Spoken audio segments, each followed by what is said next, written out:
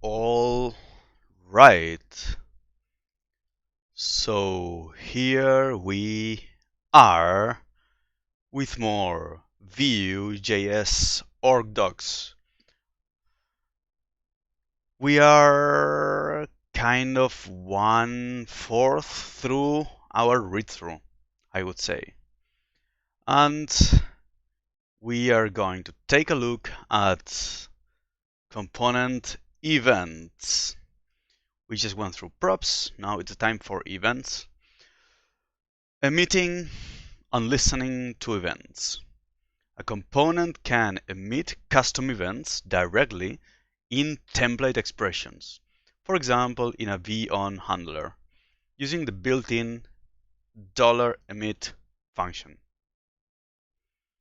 So we have a my component with a button and a click listener which has a handler which emits a some event.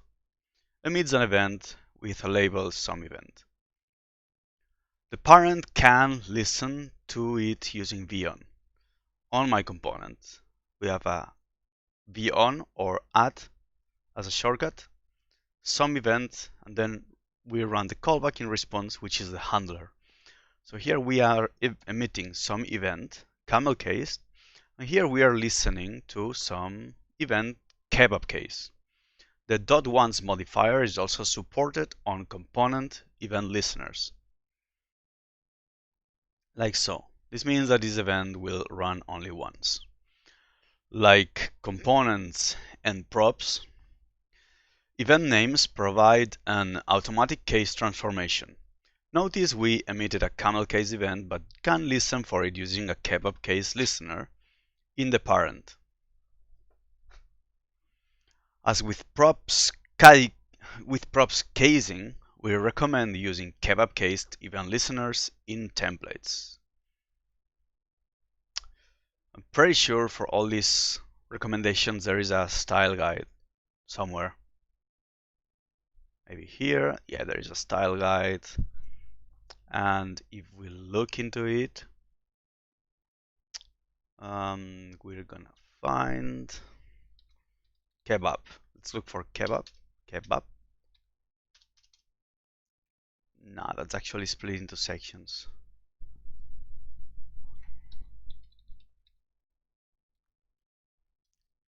Component file name casing, component name casing, components, more naming, prop name casing, and then probably event. No? Well, I'm sure it's events.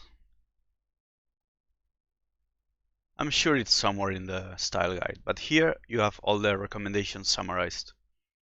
Don't need to browse through the docs. It's all in one place. Under docs and then style guide. Well, let's continue with this. Tip: unlike native DOM events, component emitted events do not bubble. Do not bubble. You can only listen to the events emitted by a direct child component. So if we have multiple nesting of Vue components, yeah, well, that's basically that's basically what it says. The components don't bubble. Can try to show it with an example, but let's have a app.view and then let's have a child.view with a template. I can't wait. Template with a button which on click emits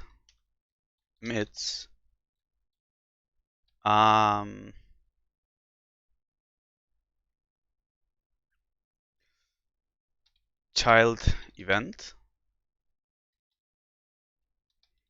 child let's call it child, and then in the app we have child, which on child event console logs child was clicked. We have to import child, of course, so import child from child.view, and we have to, why is it not being shown? Because we didn't finish it. Wait, no, this doesn't need, yeah, but we didn't finish it anyway. So now we have this child which is not displayed. We have this app which imports the child, and then the child is used here. And we actually don't care about these things. We don't care about props. We don't care about this message, and we don't care about refs. We just have this, and there you go. This is the child. Let's open the console. Let's clean the console. If we click this child, we cannot read properties of undefined. Probably have to do this, I imagine. Wait, what is happening here? Console log child was clicked. Cannot read properties of undefined reading log. Console is undefined. Well, let's do const log and then a message.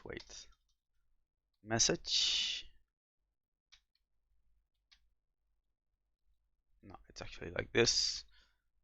Then an arrow dot log message. So let's log here this, and then if I click the child, I get undefined.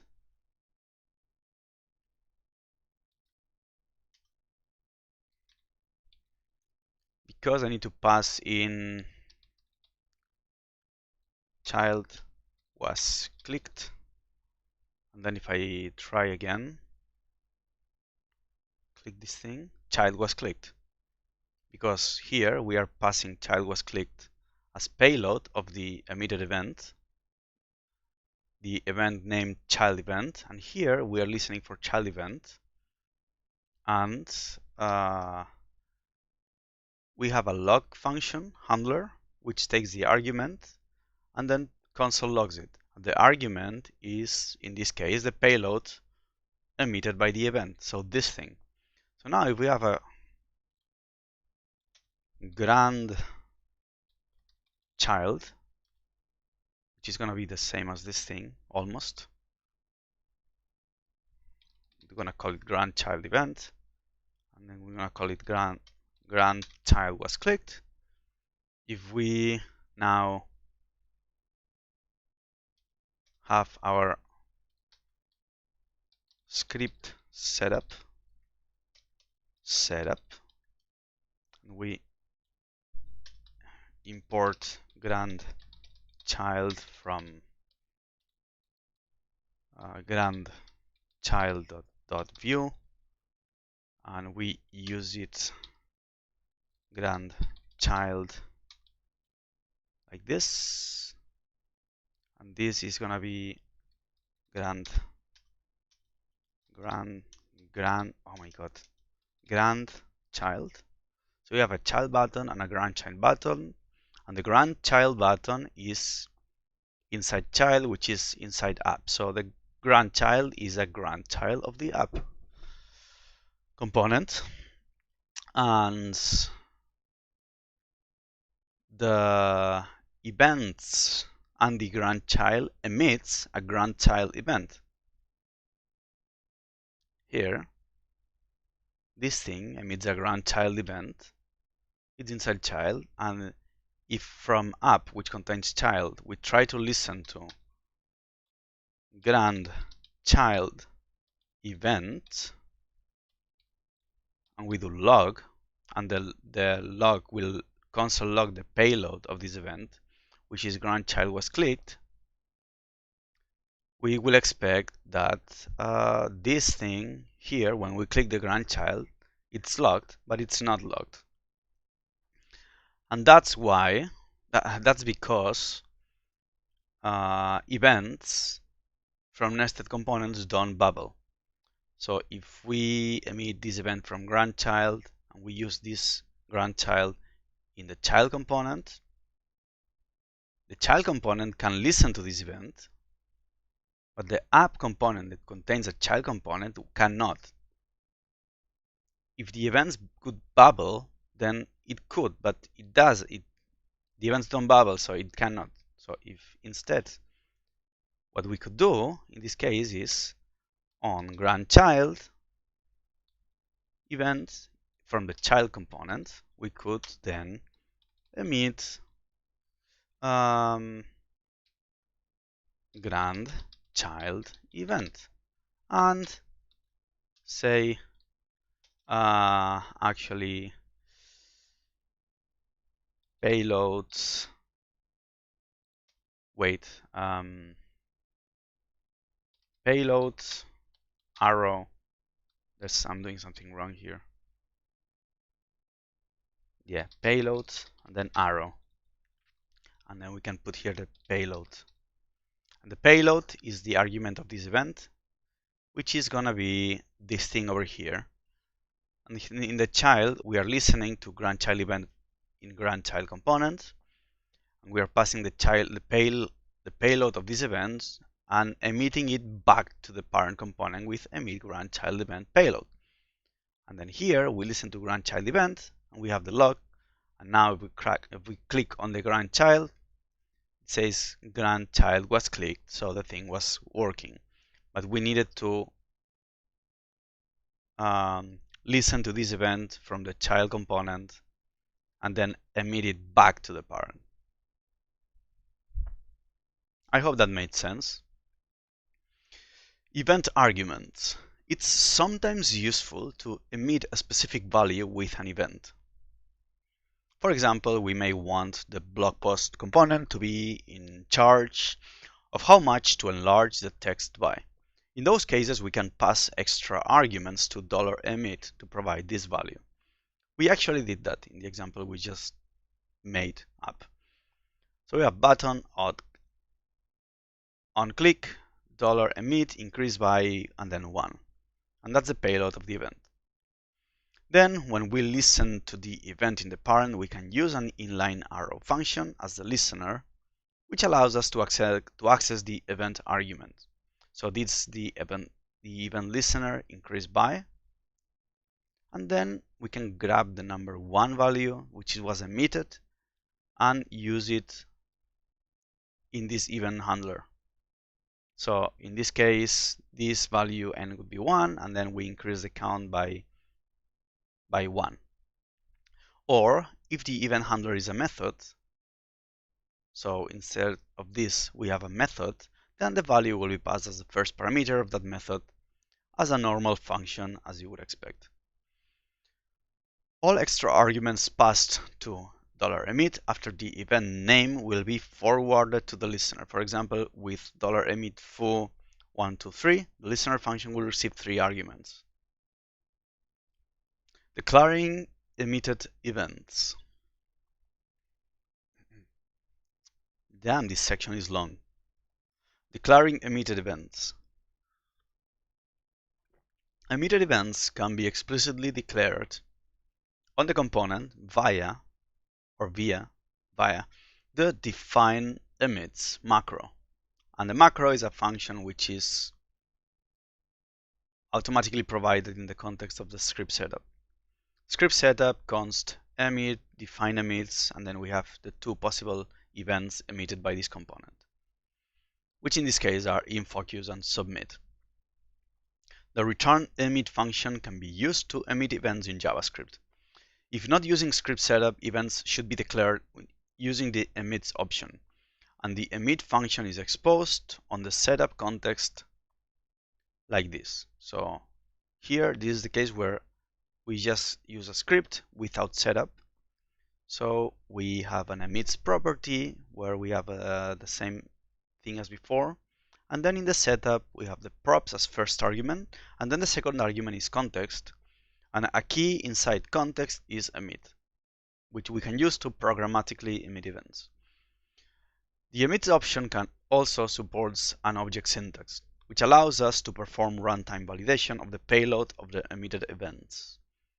So we have, instead of an array, an object, and here we have submit with payload, and then we return true or false to indicate validation pass or fail. If you're using TypeScript with script setup, it's also possible to declare emitted events using pure type annotations. So here we have a script setup, and then we are using TypeScript via lang equal ts, and then we do const emit equal define emits, and then we do this type annotation, which is an object, which inside has this. Give me 1 second now because I'm not too proficient in TypeScript.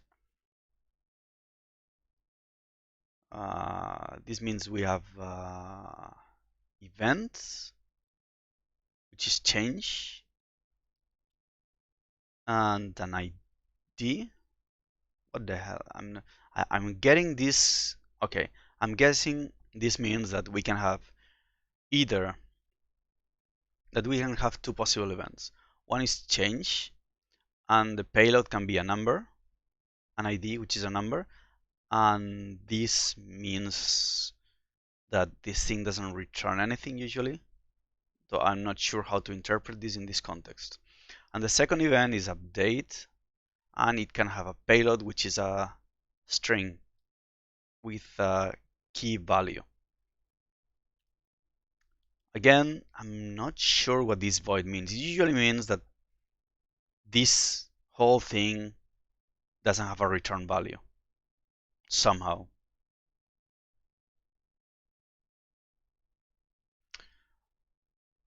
Well, maybe we can learn more about this later, in a later section.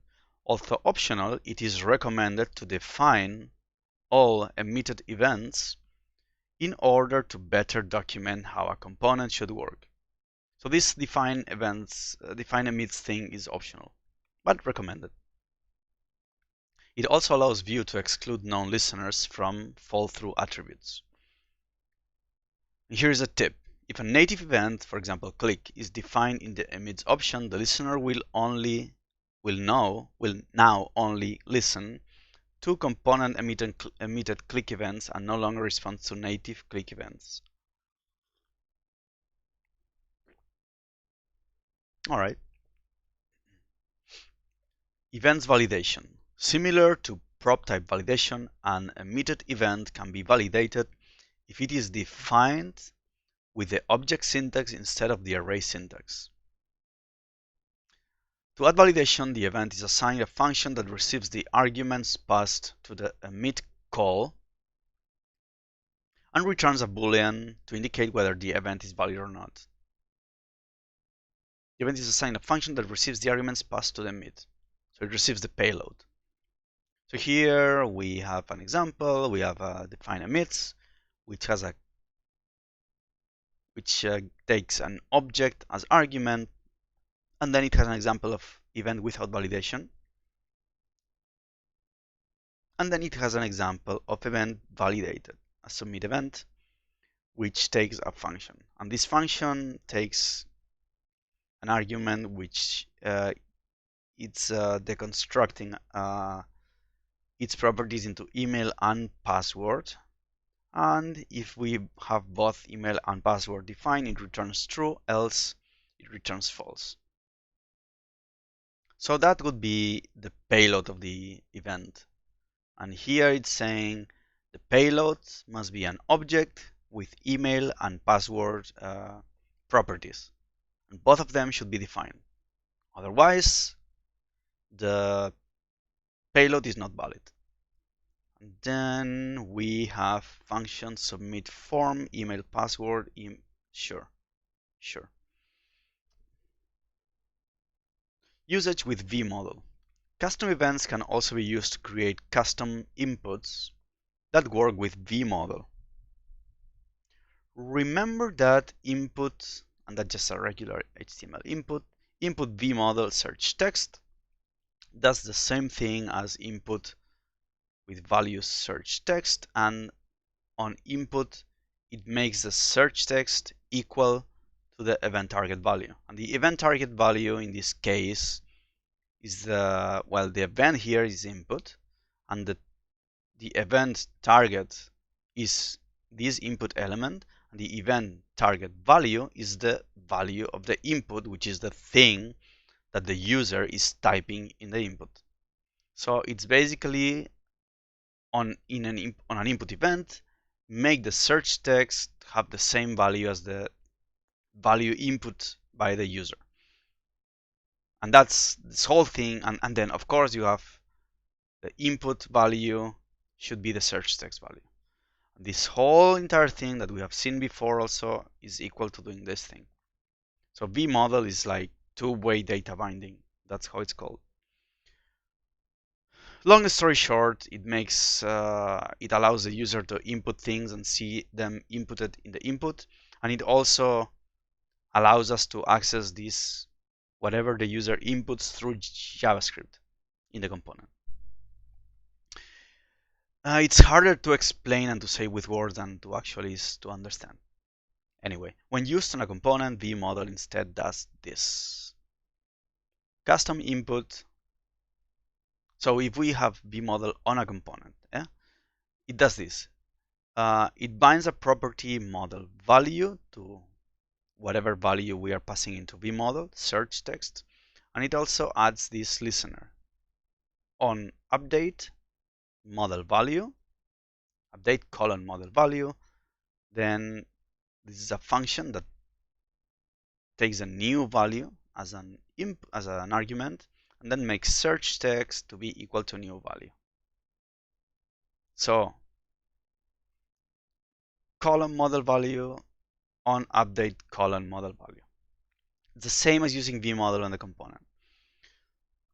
This is quite important. For this to actually work though, the input inside the component must bind the value attribute to the model value prop, because here this custom input column model value, there's nothing magical about that. This is a prop, as we have seen before with other props like title or name or whatever. This is just a prop of the component. So we need to, inside this component, if there is an input somewhere, we have to bind the value on the input with the model value, which is the name of the prop. And on input, we have to emit an update model value event with a new value. Again, there's nothing magical about that. This is just an event that this component emits. And this is a handler we just put in there. And this whole thing this vModel replaces this whole thing. So let's see actually this in action. This is the custom input component. And here we have define props and define emits. The define props is this model value, it's our prop. And the define emits is this update colon model value. It's this event listener. So this means that this component can take this prop and can emit this event.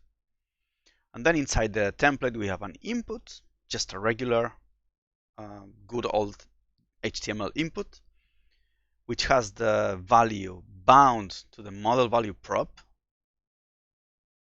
and has the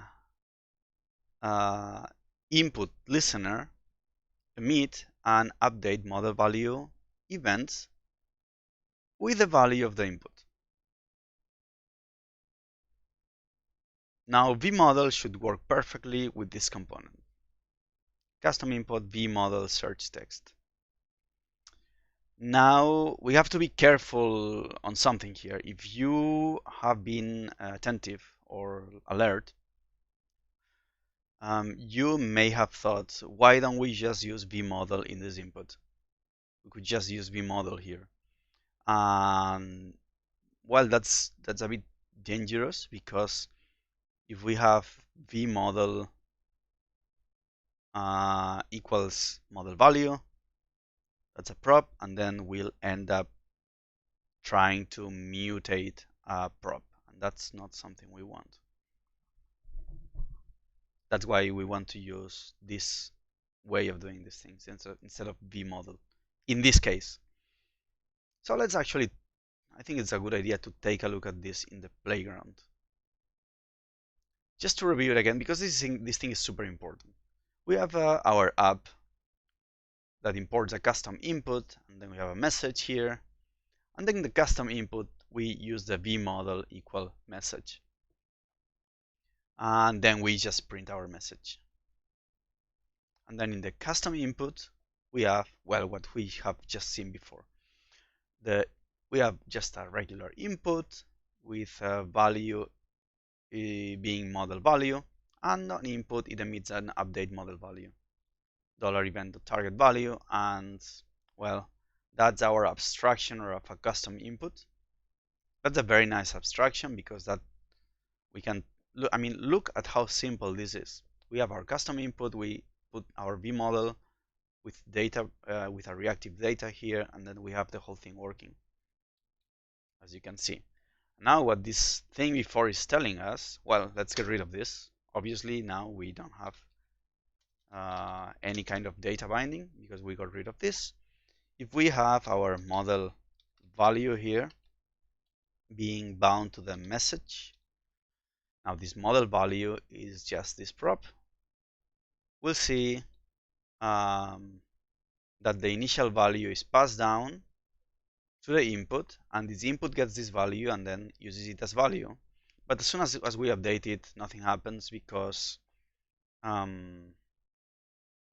we are not listening to any event here. So we can add update model value, and this equals new value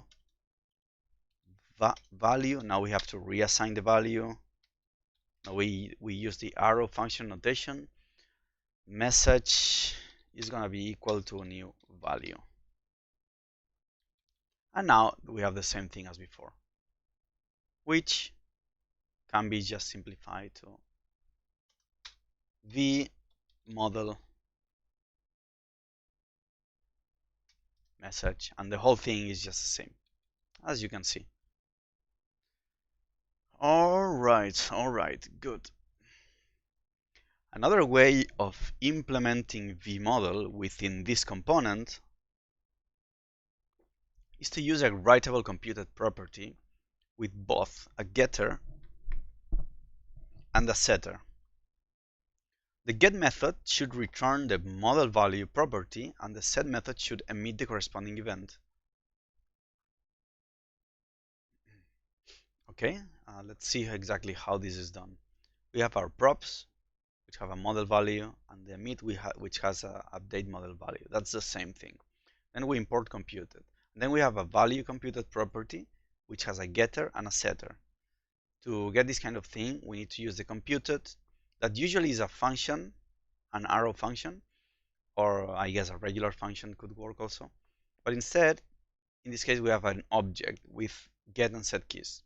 The get returns props.model value, so this prop, and the set takes in a value and emits update model value event passing in the value. And then in the input we have the vModel value. That's even better. That's even better, because that means that we can, this is quite important, so I don't mind spending a little bit more on time here. This means that basically we can simplify this whole slightly complicated thing. You may argue whether we are simplifying this, because we have to import computed, and then we have to define a value, which is a computed property, which has a get, which returns a prop, which we need to access the props, so we need to do const props. And then we also will need to emit an event programmatically, so let's do const emit, and then this returns props.model value, and then we need also a setter with a value which emits and updates model value with the new value, and then we just need to do vModel equals value, and this whole thing still should work. Perfect. It's up to personal taste what you prefer. I think in my opinion, that's a bit hard to say. It depends on whether you want to have your template as lean as possible and just keep all the logic stuff inside your script, or you want to have your inputs in a kind of more explicit way, because this kind of logic could also be here. I don't know. It's up to personal taste and your particular use case. At this moment, I think I have a slight preference for this. I mean, look at this. It's simpler, honestly. This is more lines of code. So anyway, that's the only point is to read through this and understand what is possible. And that's, that's at the very least I can say that it's very nice that you have this option and this flexibility. Because maybe you want more complex logic and more things to happen when this changes, and add loggers or other effects, I don't know. In which case you probably want to have this, like so. Let's continue. vModel arguments. By default, vModel on a component uses model value as the prop and update model value as the event. We can modify these names passing an argument to vModel. This is what it's getting me very, very excited. Because, well, we'll see why. Let's continue. So what it's telling us here is we can pass arguments to vModel like so. That the default value is model value, but we can explicitly define this label. So you have my component, vModel, title. And well, if we go to the previous example,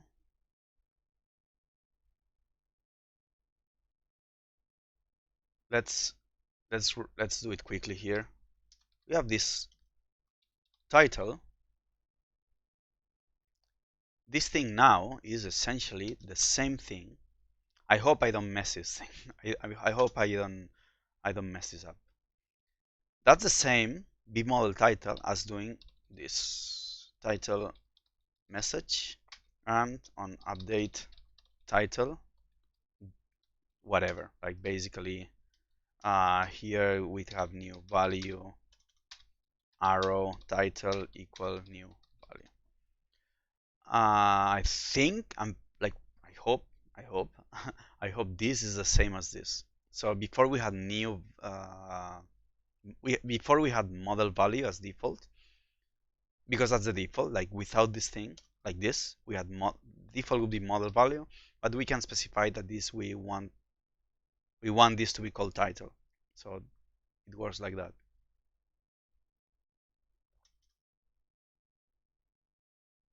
Well, let's see if I was right. So here we have this syntax. In this case, the child component should expect a title prop and emit an update title. Yes, I was right. Event to update the parent value. So we have the value title and we emit update title. The rest is the same. And you can take it out if you want. Multiple vModel bindings. That's where things get interesting.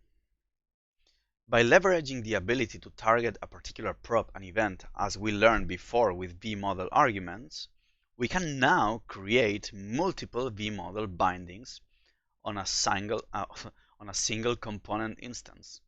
Each vModel will sync to a different prop without the need for extra options in the component. That is very cool. I think that was not possible in Vue 2. Maybe I'm wrong, but I think it was not possible because we didn't have these named vModel arguments. So now we can have username, and we can two-way data bind. So to say, use vModel with first name and last name, two different props. And in the this is the username component.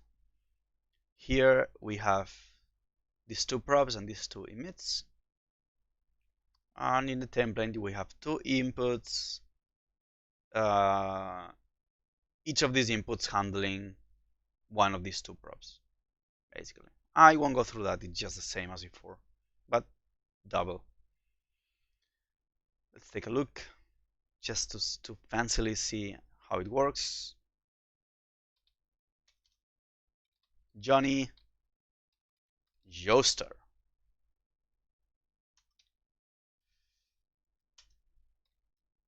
It works. Nice. Handling vModel modifiers. When we were learning about form input bindings, we saw that vModel has built-in modifiers: trim, number, and lazy. In some cases, however, you might also want to add your own custom modifiers. Let's create an example custom modifier, capitalize, that capitalizes the first letter of the string provided by the vModel binding. So we have our vModel.capitalize, and this capitalize is a custom modifier. Modifiers added to a component vModel will be provided to the component via the model modifiers prop. Alright, so it's a custom kind of built-in prop. In the below example, we have created a component that contains a model modifiers prop that defaults to an empty object. So we are not passing any model modifiers prop here, so this is a prop that magically is kind of built in to Vue, and as a prop it takes the default. That this is nothing strange. All right, this is a standard prop definition which has a default value of an empty object. And this thing, why do we have this thing here and not just an empty object? I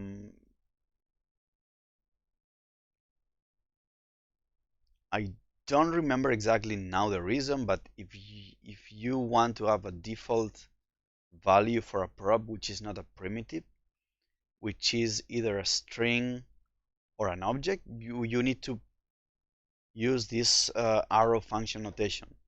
So if you for example also wanted to have a default value which is an empty array, you would have the same thing, except that instead of an empty object you would have an empty array. All right, that's kind of a side note. Let's put it aside. What we care about is that this is just some prop definition. That's nothing strange with this. It's just a default value for this prop. And then this prop is a built-in thing from Vue, which allows us to somehow do something with these custom modifiers. And then we have some define emits, and then we have a console log which logs this prop model modifier, and it would log this thing: an object with key capitalized and value true. All right. Notice the component's model modifiers prop contains capitalized and its value is true, due to it being set on the vModel binding vModel capitalize my text. Now that we have our prop setup, we can check the model modifiers object keys and write a handler to change the emitted value. And the emitted value is being emitted from here. In the code below, we will capitalize the string whenever the input element fires an input event. So we have our props, our emit, and then we have our emit value, which emits the value, and here, where we had before this emit thing, we have put instead a function, a handler, which we have moved to the script block. And this emit value takes an event, it grabs the value from the event, and if the props model modifiers capitalized is truthy, we capitalize the value, and then we return it, or we emit it. Sorry, we emit the value. And if we didn't have this capitalized thing, then nothing would happen. We would just emit the value. Let's take a look at this. So this input capitalizes everything you enter. My component vModel capitalized my text. So hello, I am Luis. Well, there's nothing to capitalize here, right? Yay, capitalize. So I'm not capitalizing that. I'm just using small letters. Copy. So you see how it does the thing. And if we get rid of this capitalized, then it's gonna be copy. Yeah, there you go.